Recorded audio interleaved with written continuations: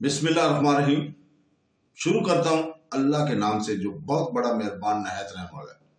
دوستوں، بہنوں، بھائیوں اور بزرگوں، سلطان صلاح الدین کی سلسلہ وار قسط نمبر 58 میں خوش آمدید کہتے ہیں، اور اس قسط میں ہم امن معاہدہ پھاڑ دینے کے واقعات، اس کے بعد کے واقعات کو بیان کریں گے۔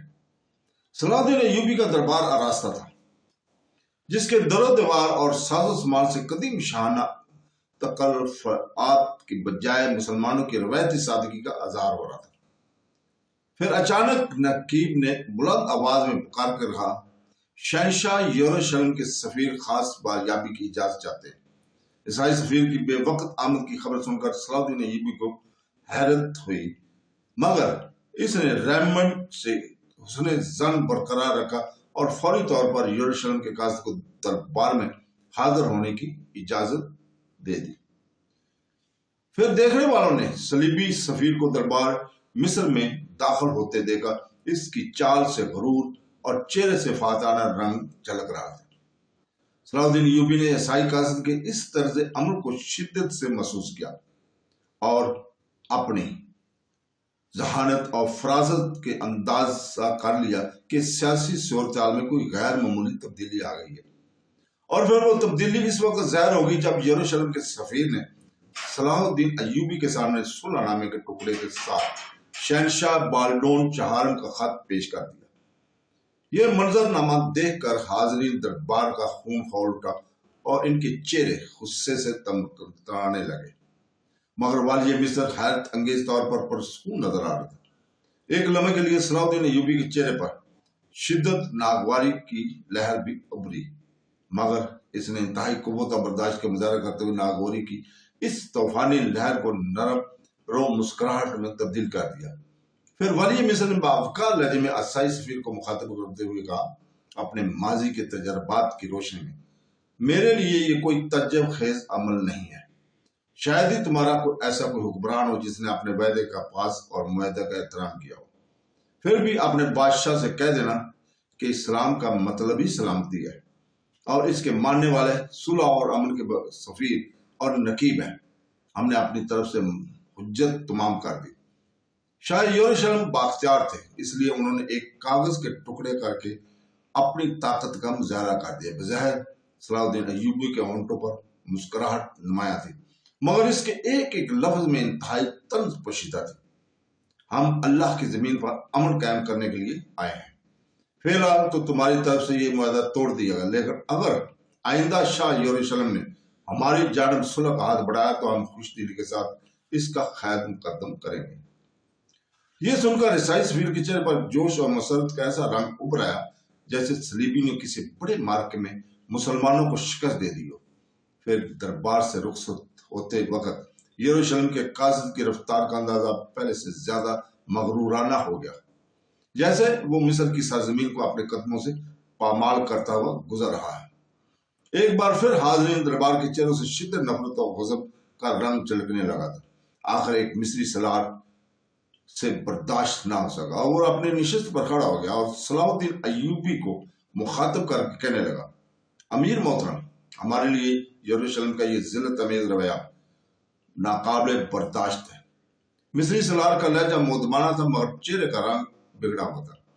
صلاح الدین ایوبی نے اپنے سالار کی طرف دیکھا اور پھر تمام حاضرین دربار پر ایک نظر ڈالی۔ ہر چہرہ ایک ہی احساس کی ترجمانی کر رہا تھا، میں اپنے جان بازوں کے جذبات کو خوب سمجھتا ہوں۔ صلاح الدین ایوبی کی باوقار آواز دربار میں گونجی۔ ابھی والی مصر کی بات مکمل ہونے بھی نہیں پائی تھی کہ اس کے چھوٹا بھائی ملک عادل اپنے نشست پر کھڑا ہو گیا۔ تو پھر امیر محترم، ہمیں حکم دیں کہ ہم نیا جنگی محاذ کھول دیں اور پھر اپنی اس توہین کا بدلہ لیں۔ تو دوستو، اس وقت انہوں نے کہا کہ کسی عیسائی ریاست کے ٹکڑے ٹکڑے کر دیں گے۔ صلاح الدین ایوبی نے مسکراتے ہوئے چھوٹے بھائی کی طرف دیکھا، بیٹھ جاؤ ملک عادل، سکون سے بیٹھ جاؤ۔ اسلام میں غصہ حرام ہے۔ ہم اس وقت دشمن کے ساتھ حالت جنگ میں ہیں، اور غصہ کرنے والا سپاہی کبھی اپنے صحیح ہدف کو تلاش نہیں کر سکتا۔ یہ کہہ کر والی مصر صلاح الدین ایوبی تخت سے اٹھا اور تیز قدموں کے ساتھ دربار سے نکل گئے۔ صلاح الدین ایوبی کے چلے جانے کے بعد بھی دربار میں موجود تمام عمرا اور سالار آپس میں سرگوشیاں کرتے رہے۔ کسی کو بھی عیسائی سفیر کے ساتھ والی مصر کا یہ نرم رویہ پسند نہیں آیا تھا، یہاں تک کہ صلاح الدین ایوبی کے دونوں چھوٹے بھائی ملک عادل اور ملک تقی الدین عمر بڑے بھائی کے اس فیصلے سے اختلاف رکھتے تھے۔ تمام حاضرین دربار کو خاص طور پر صلاح الدین ایوبی کا وہ جملہ ناگواز ہو رہا تھا جب اس نے یروشلم کے سفیر کو مخاطب کرتے ہوئے کہا تھا کہ اس صلح نامے کی منسوخی کے باوجود اگر آئندہ بھی شاہ یروشلم ہماری طرف صلح کا ہاتھ بڑھائیں گے تو ہم ان کا خیر مقدم کریں گے۔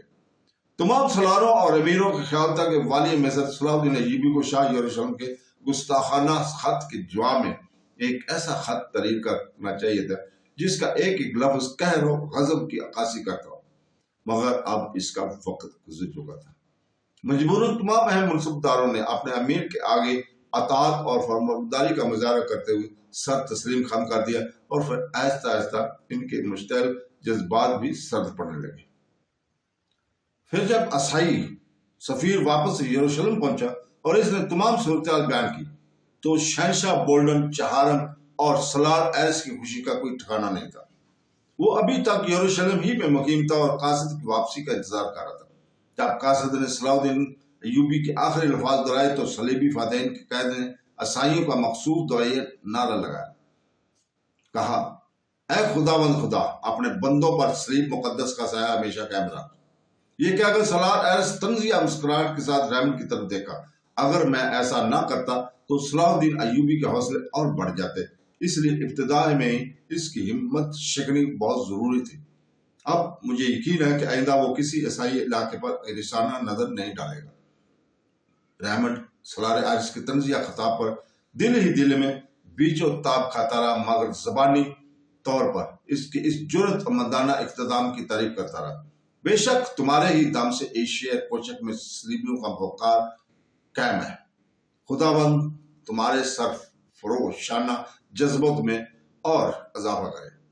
ریمنڈ نے سیاسی مسئلات سے کام لیتے ہوئے سالار ایرس کے منہ پر اس کے تعریف کی، حالانکہ وہ طے کر چکا تھا کہ موقع ملتے ہی اپنے اس حریف کا کام تمام کر ڈالے گا۔ سالار ایرس ایک بے حد جذباتی اور جنونی فدائی تھا۔ شہنشاہ بولڈن چہارم کے سامنے ریمنڈ کو نیچا دکھانے کا اس نے بے حد مسرت حاصل ہوئی تھی۔ پھر وہ اسی نشے سے سرفراش ہو کر طرابلس واپس چلا گیا۔ یہاں کا حاکم پہلے ہی فرینکس کے ہاتھوں میں کٹ پتلی بنا ہوا تھا۔ جب اس نے سالار ایرس کے اس عظیم شان کارنامے کی تفصیلات سنی تو وہ کسی غلام کی طرح اس کے آگے جھک گیا۔ موصل کے نئے حکم عزر الدین مسعود نے اپنے درباریوں کو خوش کرنے کے لیے اپنے بڑے بھائی سیف الدین کی موت پر صلاح الدین ایوبی کی تعزیت قبول نہیں کی تھی اور مصر کے سفیر کو ذلیل کر کے دربار سے نکال دیا تھا، مگر حقیقتاً وہ صلاح الدین ایوبی سے بہت خوف زدہ تھا۔ اس خوف سے نجات حاصل کرنے کے لیے اس نے فوری طور پر اپنا قاصد یروشلم روانہ کیا اور اتحاد ثلاثہ موصل حالت یروشلم کے معاہدے کی تجدید کرنی چاہیے، کیونکہ مرج الایوان، قلعہ یعقوب، کیفیہ، الہانہ اور دیگر ساحلی شہروں پر صلاح الدین ایوبی کے قصبے نے عزر الدین مسعود کو نئی دہشت میں مبتلا کر دیا تھا۔ اگر حاکم موصل اپنے زیر اقتدار علاقوں پر قناعت کرتا اور عیسائی سے ساز باز نہ کرتا تو صلاح الدین ایوبی کی طرف سے اس کی حکومت کو کبھی کوئی بھی خطرہ لاحق نہ ہوتا۔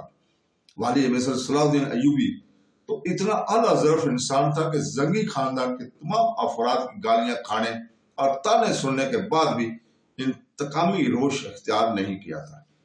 اس کے برعکس سلطان ملک صالح اور عز الدین مسعود کی بے ضمیری کا یہ عالم تھا کہ اپنے دینی بھائی کو تباہ و برباد کرنے کے لیے دشمنان اسلام کی چوکھٹ پر ماتھا رگڑتے رہتے تھے۔ ایک بار پھر حضرت الدین مسعود نے اس شرمناک بے حسی اور بے غیرتی کا مظاہرہ کرتے ہوئے شاہ یروشلم کی خدمت میں ایک گداگرانہ درخواست پیش کرتے ہوئے لکھا تھا، مجھے یقین ہے کہ ہمارے آپ کے درمیان دوستی کا یہ رشتہ تا حیات قائم رہے گا۔ حاکم موصول عز الدین مسعود کا خط پڑھ کر ریمنڈ کے ایارانہ شاطر ذہن نے کروٹ لی۔ اس کا دمشق پر قبضہ کرنے کا منصوبہ ناکام ہو چکا تھا، جس کا ریمنڈ کو بے حد افسوس تھا۔ موصل کے نئے حکمران عز الدین مسعود کا خط پڑھ کر اس نے اندازہ کر لیا کہ اپنے بڑے بھائی سیف الدین کی طرح وہ بھی بزدل ہے اور صلاح الدین ایوبی کا مقابلہ کرنے کا حوصلہ نہیں رکھتا۔ ریمنڈ نے دل ہی دل میں خدا کا شکر ادا کیا کہ قدرت نے اسے سلطان نور الدین زنگی کے خاندان سے انتقام لینے کا ایک اور موقع فراہم کر دیا تھا۔ ہر زاویے سے صورتحال کا جائزہ لینے کے بعد ریمنڈ نے عزر الدین مسعود کے خط کا جواب تحریر کیا، جس کے ایک ایک لفظ میں فتنہ اور مکاری بھری ہوئی تھی۔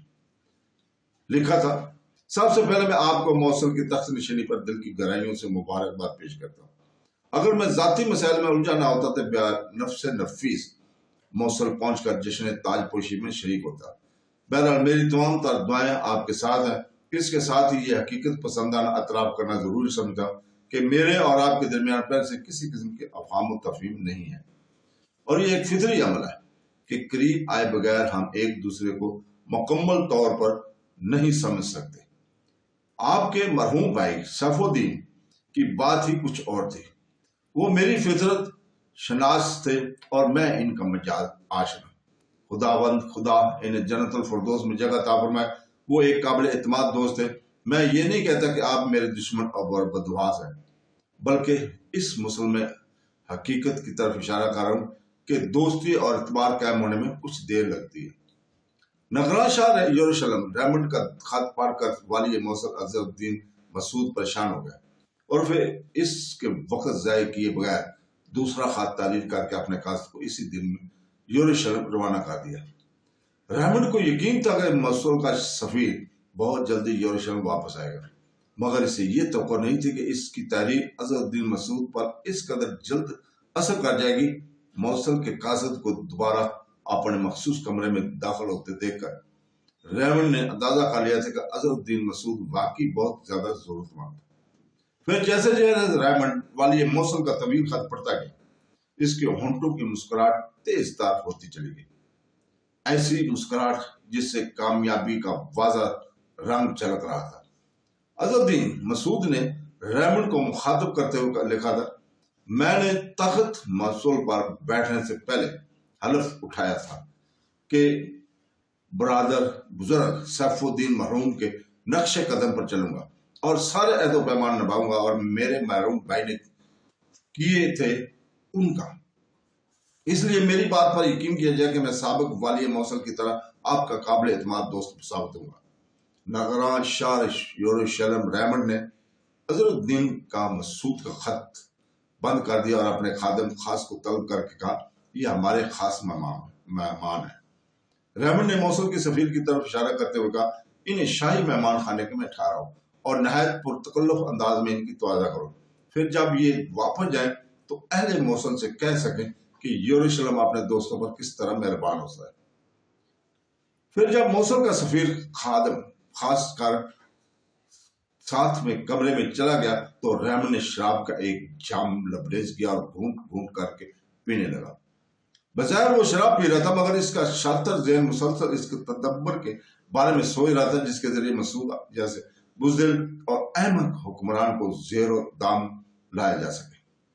اگرچہ عز الدین مسعود اپنے خوف اور دہشت کی وجہ سے اتحاد ثلاثہ کے برقرار رکھنے کے لیے اپنے بڑے بھائی سیف الدین مرحوم سے کہیں زیادہ پرجوش نظر آتا، لیکن ریمنڈ کے خیال میں اب اتحاد ثلاثہ ایک بے مقصد اور بے مصرف معاہدہ تھا، کیونکہ اس معاہدے کے دوران ریمنڈ نے صلاح الدین ایوبی سے کئی مواقع پر شکست فائش کھائی تھی اور کئی اہم علاقے اس کے قبضے سے نکل گئے تھے۔ ان معرکہ آراریوں کے دوران حلب اور موصل سے اس کی کوئی فوجی مدد نہیں کی تھی۔ اس کے لیے بس اتنا وعدہ کیا تھا کہ جب صلیبی لشکر دمشق پر حملہ آور ہوگا تو دونوں ریاستیں ریمنڈ کے سپاہیوں کو اپنے علاقے سے بے روک ٹوک گزرنے دیں گی، اور جب دمشق پر صلیبی فوج کا قبضہ ہو جائے گا تو وہ اس تسلط کو قانونی طور پر تسلیم کر لیں گے۔ یہ ایک جامع منصوبہ تھا جس کی کامیابی میں ریمنڈ کو ذرا برابر بھی شک نہیں تھا، مگر اس کا علاج کی قدرت نے ریمنڈ کی ساری تدبیریں اسی پر اٹھا دی۔ وہ صلاح الدین ایوبی کے علاقے پر تسلط حاصل کرنے کی بجائے اپنے ہی کئی حساس اور اہم علاقوں سے محروم ہو چکا تھا۔ اس صورتحال کی پیش نظر ریمنڈ نے اپنے ذہن سے اتحاد ثلاثہ کا تصور اس طرح نکال پھینکا تھا کہ جیسے کبھی اس کا کوئی وجود ہی نہیں تھا۔ پھر بہت غور و فکر کے بعد ریمنڈ نے ایک نہایت ہی خوفناک چال چلی۔ اس نے والی مسعود اظہر الدین مسعود کو صاف صاف لکھا، جس میں تھا: اتحاد ثلاثہ اس وقت کی ضرورت تھی، اب صورتحال کا تقاضا کچھ اور ہے۔ میں والی حلب سلطان ملک صالح کو قابل اعتبار نہیں سمجھتا۔ ایک تو سیف الدین مرحوم کا حوالہ، دوسرے تمہاری مخلصانہ تحریر، جسے پڑھ کر میں بہت متاثر ہوا۔ میری طرح تم بھی صلاح الدین ایوبی کی توسیع پسندانہ ارادوں سے بے خبر نہیں ہو۔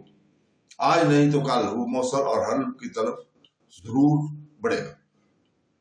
اگر تم اپنی ریاست کی مکمل حفاظت چاہتے ہو تو میں اس کا مستقل بندوبست کر سکتا ہوں، مگر اس کی ایک ہی صورت ہوگی کہ ان خدمات کے سلے میں تم 1,00,000 دینار سالانہ ادا کرو اور دونوں ریاستوں کے درمیان باقاعدہ ایک تحریر معاہدہ عمل میں لایا جائے گا۔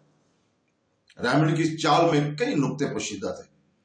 پہلا یہ کہ شاہ یروشلم جس رقم کو خدمات کا صلہ قرار دے رہا تھا، دراصل وہ ایک قسم کا خراج تھا۔